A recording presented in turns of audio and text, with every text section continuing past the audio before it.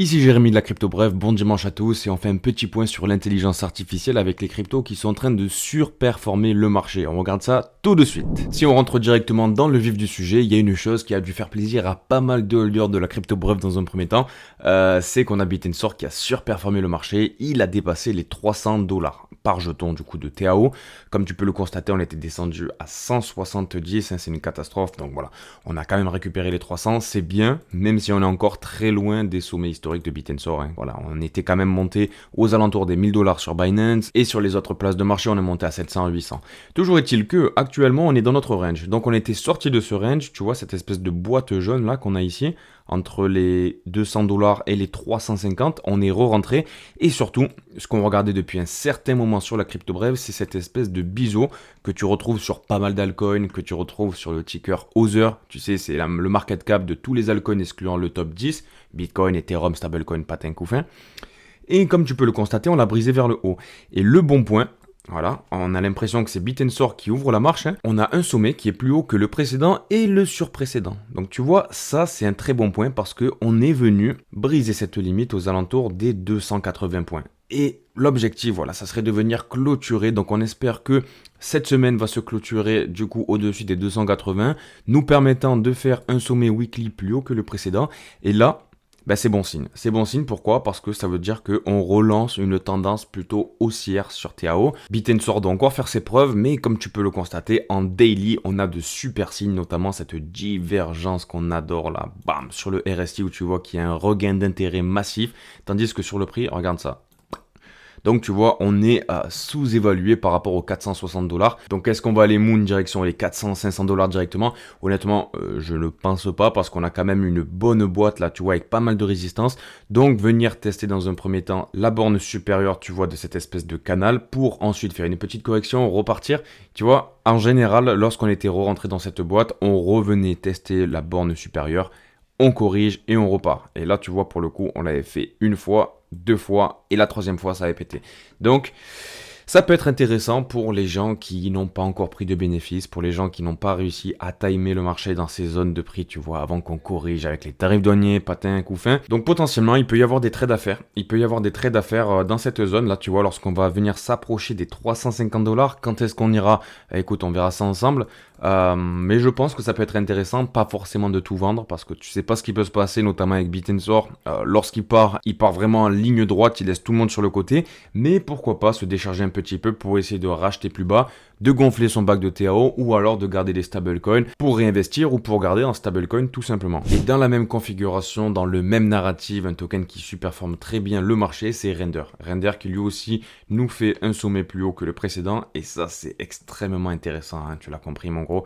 Tac, on est venu au-dessus, donc l'objectif ça serait en weekly de venir clôturer au-dessus des 4.2, ça serait un très bon point pour Render et ça envisagerait des bonnes choses pour la suite. Et tu sais, pour analyser les tendances, les narratifs qui étaient à la mode, etc., je t'avais conseillé il y a de ça quelques semaines d'aller sur CoinMarketCap. C'est un truc très simple à faire et ça permet d'avoir une vue d'ensemble qui est plutôt pas mal et d'exprimer les prix de chaque crypto, non pas en stablecoin en dollars, mais en Bitcoin.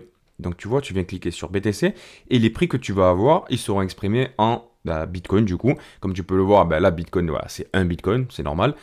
Et ensuite, tu viens classer en 24 heures les meilleures performances de la journée. Et comme tu peux le constater, le meilleur, le number one, le king, ça nous réconforte parce qu'on en a parlé énormément sur la crypto brève.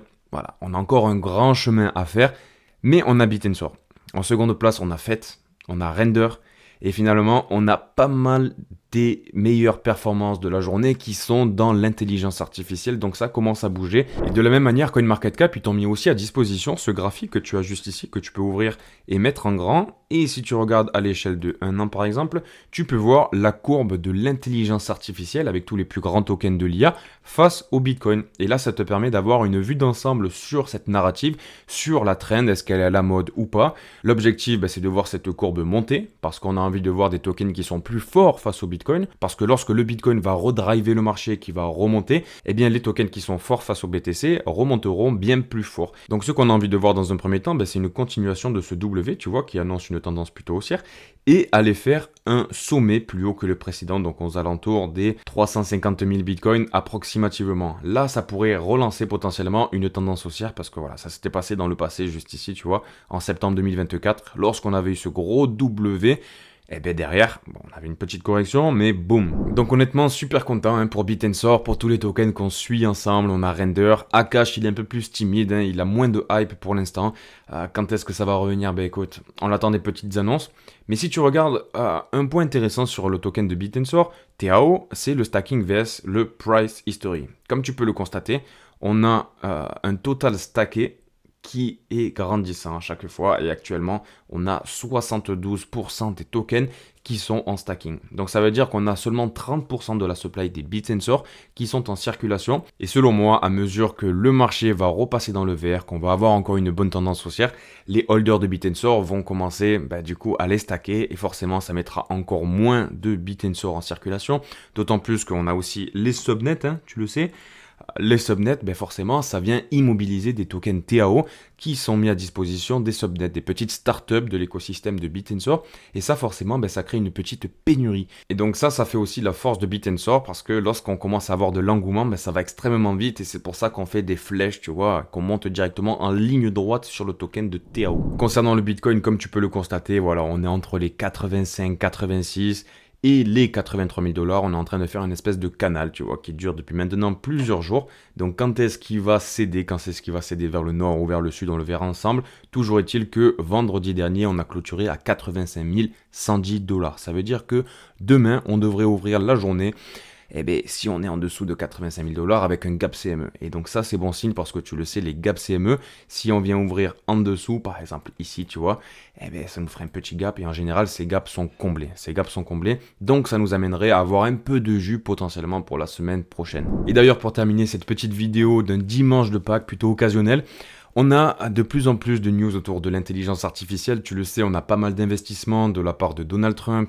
Il a parlé de 500 milliards autour de l'intelligence artificielle. Il a envie réellement de mettre l'IA au cœur de l'industrie américaine. On a Macron qui lui aussi essaye de faire la guéguerre avec Donald Trump. Il a parlé de centaines de milliards d'investissements aussi dans l'IA. Mais on a surtout tous les patrons français qui misent sur les agents autonomes pour accélérer l'intelligence artificielle et augmenter la productivité des entreprises. Et ça, c'est pas anodin, ça fait plusieurs mois, voire maintenant 1 an qu'on en parle. Je sais pas si tu étais là sur la crypto brève il y a de ça quelques mois, mais on parlait du fait qu'il y avait déjà des entreprises, des startups qui avaient des produits finis, industrialisables, qui permettaient de faire de l'amélioration continue, tu vois, pour des grandes entreprises qui font de la production. On parle de chimie, on parle de production d'acier, etc. Par exemple, pour la production d'acier que je connais chez ArcelorMittal, lorsque tu as un produit qui est trop dur, qui peut être cassant, par exemple, je te fais vraiment un exemple, ce que tu vas faire, c'est que tu vas baisser la trempe, tu vas faire en sorte de faire un refroidissement un peu plus doux, et ça, en fait, c'est piloté par plein d'ingénieurs, par plein de techniciens qui sont derrière les manettes et qui en temps réel réajustent les paramètres.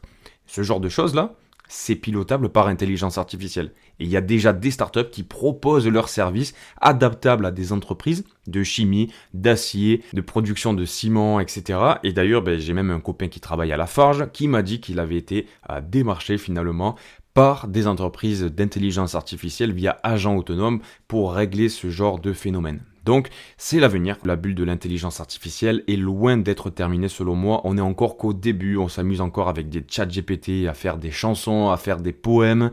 Mais la vraie force de l'intelligence artificielle, on la verra très bientôt selon moi. De toute manière, on se retrouve demain à 5h du matin pour parler encore de crypto-monnaie.